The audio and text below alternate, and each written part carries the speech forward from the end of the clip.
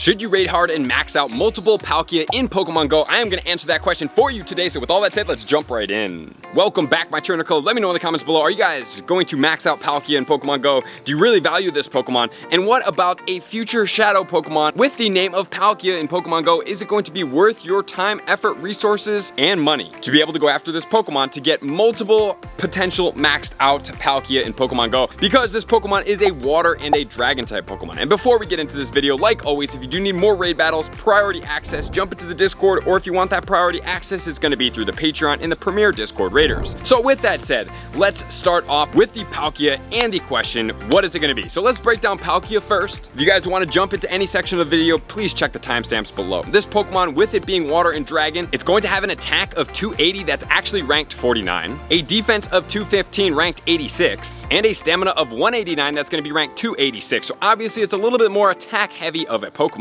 And as far as its resistances and weaknesses, the weaknesses are going to be only two things, which are going to be fairy as well as dragon. And then the resistances are going to be double resistant to water, double resistant to fire, and single resistant to steel. So as far as the Go Battle League Pokemon, only having two weaknesses is definitely a plus, but we typically look to have a little bit more resistances to stack up to make it more of a tanky Pokemon and last longer. But we will check that out at the end of the video when we do cover the Go Battle League placings, which then leads us into its movesets, which we are going to rank. So as far as its fast moves, it's going to have Dragon Tail and it's going to have Dragon Breath. Dragon Tail, premier meta attacker raid move, and Dragon Breath, the premier Go Battle League move. So it looks like it's faring two good categories for its quick moves. As far as its charge moves, it is going to get Draco Meteor, which is not the premier meta attacker move, but it is pretty effective. The problem with that is it's a 1-bar charge move, so it is going to take a lot longer to power up, which gives it more vulnerability to be able to hit and knock it down before it is able to fire off one of those moves as a meta attacker. But then it also gets water moves, and it does get a fire move, which is going to be Fire Blast. The water moves it does get is going to be Hydro Pump as well as Aqua Tail. Hydro Pump is another 1-bar charge, not the premier move, but typically the premier move is either Surf,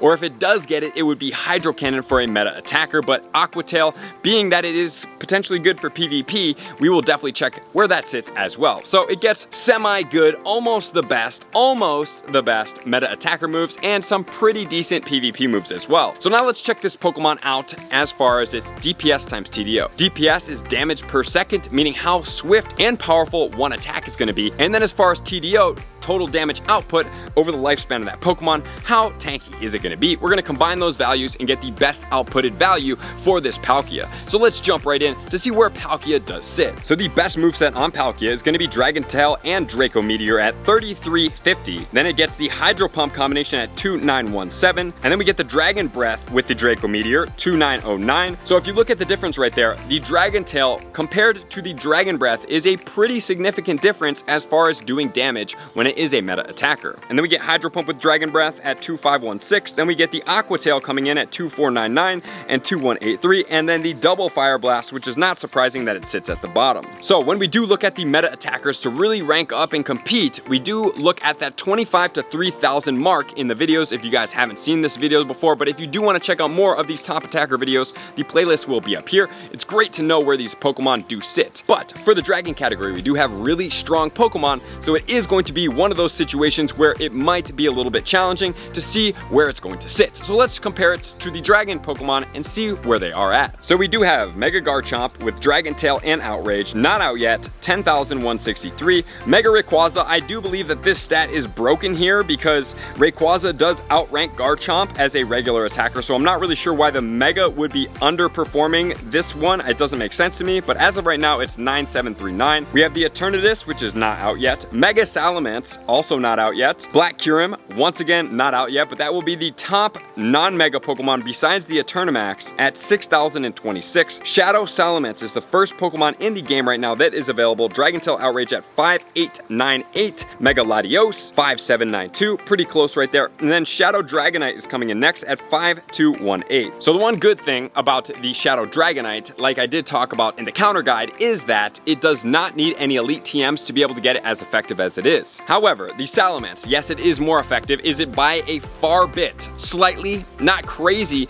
but this one will require an elite charge TM because the Salamence needs Outrage to perform as it is here, and Outrage is the Comde move for Bagon. Then we have Shadow Dragonite, then we have Shadow Dialga that we still have in there from the previous one, Mega Latias, then we have White Kyurem, Rayquaza as the number 1 spot at 3564, and in the number 2 spot, non-Shadow, non-Mega, we do have Palkia, Dragon Tail, and Draco Meteor at 3350, and Salamence at 3269. So as far as it's sitting in the Dragon category, honestly, it's outperforming a lot of Pokemon. It's even outperforming Garchomp, Zekrom, Eternatus, Dialga, Reshiram, and regular Dragonite. So this Pokemon, albeit a legendary Pokemon, which is the one downside to here, it is a very strong Dragon-type Pokemon. The second top Pokemon in the game, external of Shadows and Megas. So it can be lucky, so you will be able to power it up for half the amount of Stardust if it is lucky and you do choose to lucky trade the shiny. However, at the same time, it is going to require to raid for that XL candy, which does put a premium on it when you could just go out and try to get some pretty good quality Shadow Salamence, Shadow Dratinis, get them all the way up to the Dragonite and the Dratini aspect, and the Bagon. Even though Bagon is not out yet, at some point it probably will come back and you will have the chance to get more of those. So as of right now, I'm going to say that it is a pretty good alternative right now, even though Rayquaza is number 1. So being that it is number 1, I would say to at least power up one of them for the Dragon attackers. But now let's check them out in the water category. Number 1, Mega Swampert. We have Water Gun Hydro Cannon at 6992. Then we have Primal Kyogre, 6228. Mega Blastoise, Ashgra Ninja, Mega Gyarados, Shadow Swampert, and then Palkia is the first non-Mega, non-Shadow Pokemon with the Dragon Tail and Hydro Pump at 2917. The one problem about the Palkia is it does not get a water fast move, which would make it perform even better. So unfortunately, when using something like, what Kyogre would be Waterfall, we are using Dragon Tail. So if that Pokemon happens to resist Dragon, it's not going to be doing extra damage as would a Kyogre's dual stab type bonus moves. But then let's check out Kyogre Waterfall Surf at 2714, not too far behind it. So that's where it's going to sit as of right now. So as far as a water type Pokemon and a Dragon type Pokemon, the one benefit here is since it doesn't get a water move, you don't really need 2 of them to get 2 for the price of 1, even though you will need some extra Stardust and candy because you can just unlock a second charge move, have Dragon Tail, Draco Meteor, and Hydro Pump as a meta attacker, and you have 1 Pokemon combined into 1 to be able to use in both categories. So that is going to be a benefit. So as of right now, what I am going to say before we get into the shadow analysis, that powering up at least 1 would be worth it. Having multiple of them maybe doesn't make incredibly large amount of sense, even though it is a Swiss Army knife and can serve in the water and the Dragon category. So honestly, it just really comes down to the fact that do you want to pay for the XL candy? Because we do have Swampert that you can use in the shadow form to be able to do a little bit better here. However, Kyogre is the second place in the water category, so that is still going to require some XL candy on that one, so you are paying for both of those. Rayquaza, you would pay for that, but the Shadow Dragonite and the Shadow Salamence, you would not have to pay for, as all you would have to do is catch them in the wild, as opposed to the guaranteed paid for the Palkia and other legendaries. Now let's change over Palkia into the Shadow and see where it does stack up. So checking out the Shadow Palkia here, in the lineup, Mega Garchomp, Mega Rayquaza, Eternamax still sits there. We have Mega Salamence, we have Black Kyurem, we have Shadow Salamence, we have Mega Latios, and then we have Shadow Palkia that sits in between Shadow Salamence and Shadow Dragonite. So as far as this category, guys, even if this Pokemon were to go Shadow, it still does not outperform the Salamence, which is quite crazy. So I just want to make you guys aware of that. Maybe you're like, oh, I'm prepping for future Shadows, but I mean, you already can get the Shadow Salamence when it does come back as a leader, and that is going to outperform this Palkia, which is quite crazy. But remember, it is a water dragon type combination, so as far as the water goes, it is going to sit as the first non-primal Kyogre and Swampert, all above Mega Blastoise, Ashgra Ninja, Mega Gyarados, Shadow Swampert, regular Palkia. It is sitting at the number 3 spot in the overall category. However, that is not including a Shadow Kyogre, but even though there would be a Shadow Kyogre, it would still sit below the Palkia. So honestly speaking, Palkia is a very good Swiss Army knife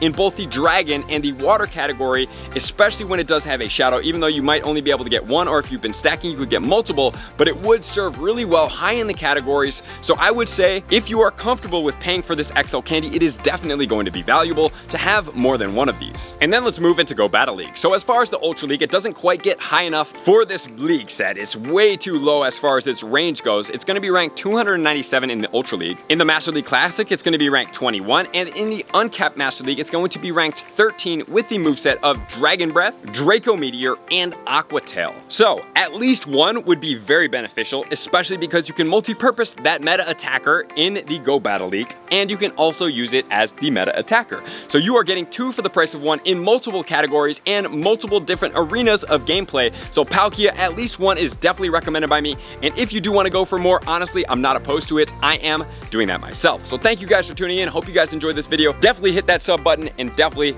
can't wait to see you guys out live stream, more videos, and on Twitch. Appreciate you guys being here as always. To all my likers, commenters, subscribers, Patreon members, everybody who takes their support, subscription, and participation to the next level, I'm gonna see you guys out on the next video. Peace. I want to take this time to thank everybody who supports me in every facet. It means the world to me, and an extra special thank you to all my Patreons. I greatly appreciate the extra support to continue to allow me to pursue Pokemon Go full time, allowing me to create my daily video uploads in the most timely fashion for everyone's benefit.